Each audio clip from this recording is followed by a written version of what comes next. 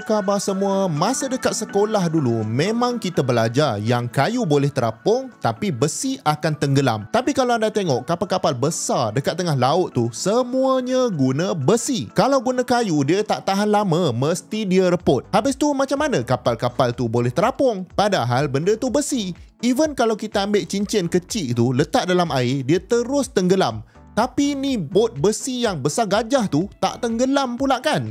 Jom kita tengok apa yang berlaku dan macam mana kapal-kapal besar ni dia tak tenggelam walaupun dibuat dari besi. Sebenarnya even selepas cikgu fizik saya ajar pasal keapungan ataupun buoyancy ni, saya masih lagi tak faham kenapa kapal besi tu boleh terapung atas air. In fact, masih ada student degree yang tak faham benda ni. Saya tahu sebab saya lah student degree yang tak faham tu dulu.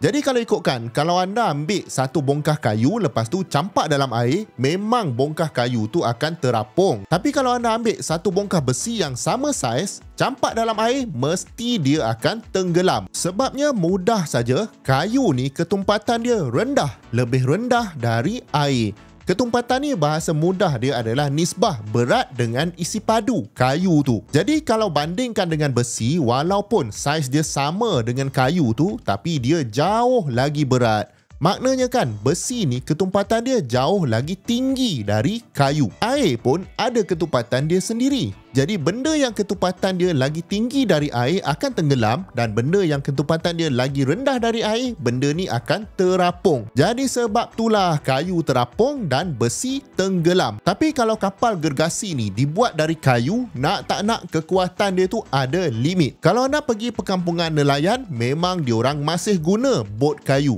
Ada yang besar sikit, diorang guna fiberglass. Yang kayu besar pun ada, tapi saiz ni ada limit dia lah. Sebab bila bot ni dah besar, berat dia akan jadi sangat tinggi. Kita pula load lagi dengan barang-barang. Plus kena pukul ombak lagi, silap-silap boleh pecah terus kayu ni. Itu bot nelayan. Apakan pula kalau kita nak angkut barang-barang lagi berat? Contohnya kontena. Anda boleh agakkan satu kontena tu saiz dia satu lori kontena tu lah. Dan kapal yang bawa kontena ni, ada yang sekali jalan tu boleh bawa 20,000 kontena. Memang susah nak imagine besar mana kapal ni. Ada yang besar dia 4 kali ganda padang bola.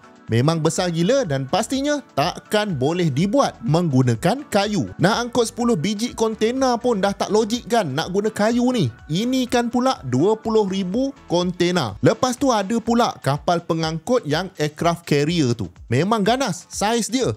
Pun tak logik juga kalau nak dibuat guna kayu. Jadi nak tak nak, untuk buat struktur gergasi ni mesti nak kena guna besi, atau lebih tepat lagi keluli ataupun steel. Keluli ni senang cerita dia adalah besi alloy. Maknanya besi tu dicampur dengan karbon sikit untuk bagi molekul dia tak slip supaya dia lebih kuat. Masalahnya tadi kita dah setuju yang bongkah keluli ataupun besi ni dia tak boleh terapung. Kayu je boleh. Tapi untuk kes kapal ni bukan saja kita nak dia terapung, tapi kita nak angkut lagi kontena-kontena yang bertantan ni. Jadi macam mana orang boleh buat bagi dia tak tenggelam? Kalau anda ingat tadi, untuk bagi benda terapung, ketumpatan objek tu mestilah lebih rendah dari ketumpatan air. Dan ketumpatan pula adalah nisbah berat kepada isi padu. Jadi trik dia untuk bagi besi ni kurang tumpat, kita kena kurangkanlah berat dia. Soalnya macam mana pula nak kurangkan berat besi ni? Jawapan dia adalah kita tebuk lubang dalam besi tu. Bagi dia jadi macam cebok yang kita guna dekat rumah kita tu. Jadi sekarang ni saiz ataupun isi padu dia tetap sama, tapi sebab kita dah korek dekat tengah tu, maka berat dia dah kurang. Cuma sekarang ni tengah tu dia hollow lah. Dia bukan lagi satu bongkah yang solid. Dan bila discuss pasal buoyancy ni, kena juga sebut pasal Archimedes Principle.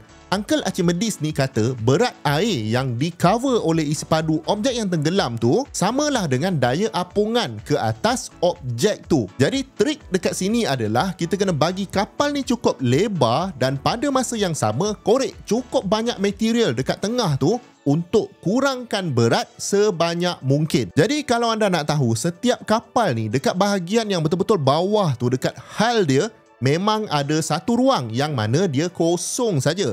kita tak letak apa-apa dekat sini. Function dia hanyalah untuk bagi kapal ni cukup ringan supaya bila kita ambil average isi padu kapal ni, maknanya total berat kapal bahagi dengan total isi padu kapal, average density ataupun ketumpatan purata kapal ni dia akan kurang dari ketumpatan air. Jadi selagi kapal ni maintain ketumpatan purata dia lebih kurang dari ketumpatan air, maka dia akan terapung. Jadi bila kita load kapal ni dengan kontainer, kapal ni akan turun sikit. Bila dia turun, air yang displace tu, macam Archimedes cakap tadi, akan bagi buoyant force pada kapal tu supaya dia boleh terapung. Bila load lagi banyak air tersesar, jadi lagi banyak daya apungan pada kapal ni, sampailah satu maksimum limit load yang kapal ni boleh angkut. Tapi sebelum tu, disebabkan channel ni mainly discuss pasal automotif, kalau anda berminat nak dapatkan ilmu tambahan tentang enjin, komponen-komponen enjin,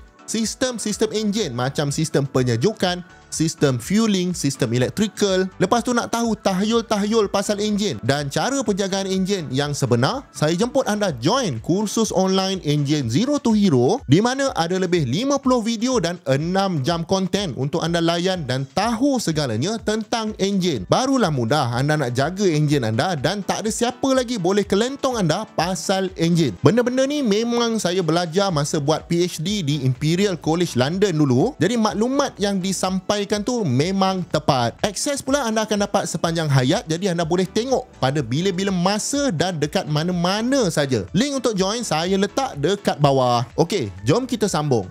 Diorang kena calculate juga kalau kapal ni nak kena masuk sungai. Disebabkan air laut lebih tumpat dari air sungai, kapal ni akan turun ke dalam sikit bila masuk ke fresh water ataupun air sungai. Bila masuk laut balik, kapal ni akan naik balik sebab ketumpatan air laut yang lebih tinggi. Sebab tu kalau anda tengok kapal macam kapal cruise yang gergasi tu, even besar gila mengalahkan bangunan, kapal tu tetap terapung sebab average density dia masih lagi kurang berbanding density air laut. Cuma bila struktur terlalu tinggi ni, ada masalah lain pula iaitu stability. Jadi walaupun kita tahu dia akan terapung, tapi tak semestinya dia akan terapung secara menegak. Ini siapa yang belajar engineering lepas tu belajar fluid mechanics memang akan study pasal stability ni. Dan saya yakin ada yang menangis sebab tak faham macam mana nak kira kapal tu stabil atau tidak. Untuk pastikan kapal tu sentiasa menegak, basically enjin dan komponen yang berat-berat tu kena duduk betul-betul bawah supaya center of gravity dia rendah. Kemudian dia bergantung juga pada bentuk badan kapal tu sendiri. Memang ada calculation dia yang panjang lebar yang memang tak sempat lah kalau nak cerita dekat sini. Dan siapa yang buat calculation stability ni, masa kapal tu nak launch, first time dia nak masuk dalam air tu, orang ni lah yang paling berdebar sebab dia tak tahu kapal tu akan tegak ataupun terbalik. Kalau terbalik, memang sangat memalukan. Jadi kalau anda dah tengok sampai sini, saya harap anda dah faham kenapa kapal-kapal besar ni walaupun dibuat dari besi, tapi dia tak tenggelam. Konsep buoyancy ni lah yang membolehkan kapal-kapal besar dibuat, bukan daripada kayu, sebab kayu ni strength dia tu susah kita nak kontrol. Bila guna besi nak well bagi kapal tu panjang mana pun tak ada masalah. Kalau ada lagi benda tentang engineering yang anda nak saya discusskan, jemput komen dekat bawah dan saya akan cuba untuk tidak menghampakan anda. Kalau anda nak study lagi banyak pasal enjin, jemput klik link dekat bawah. Jumpa lagi di video yang akan datang. Assalamualaikum.